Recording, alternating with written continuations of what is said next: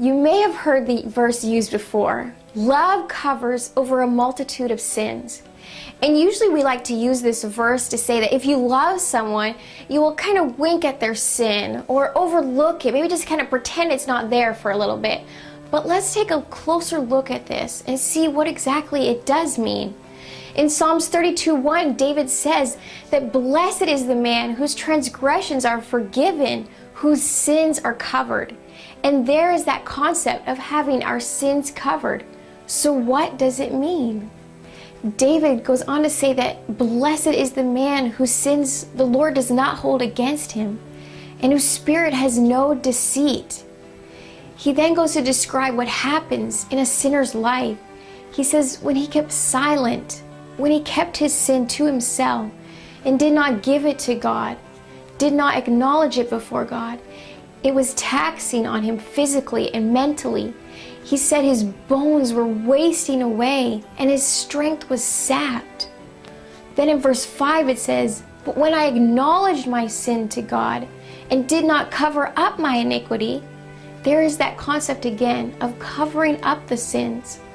But David was trying to cover up the sin himself. Instead of giving it to God and letting God cover his sins, he was trying to do it himself, and he was destroying his life.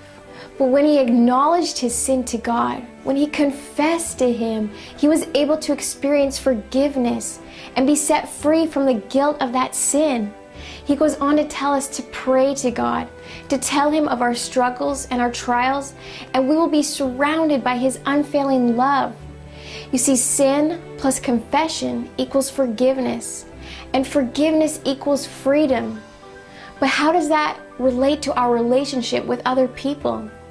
1 Peter 4:8 says that we are to love each other deeply, and this love covers over a multitude of sins. So by us loving each other, it will cover over our sins. But how does that work? How do we do that?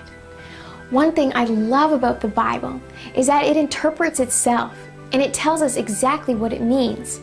In James 5:20, it says, remember this, whoever turns a sinner from the error of his ways will save him from death and cover a multitude of sin.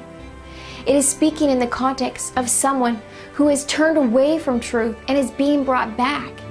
You see, when we sin, we are turning away from God, from truth, from his unfailing love, and what we need is to be pointed back in the right direction. Not to be told that we are terrible or even that we are okay in our sin, but to be pointed back to Jesus, to take our eyes off of ourselves, off of our sin, and to put them on Jesus. The name Jesus means he will save his people from their sins. When we confess our sins to God, he says that he is faithful and will forgive us and cleanse us and cover our sins with his precious blood, making us free. So the next time you see someone slipping or turning away from God, point them back in the right direction. Point them to Jesus and he will save them. For it is his love that covers a multitude of sin. And that's something to think about.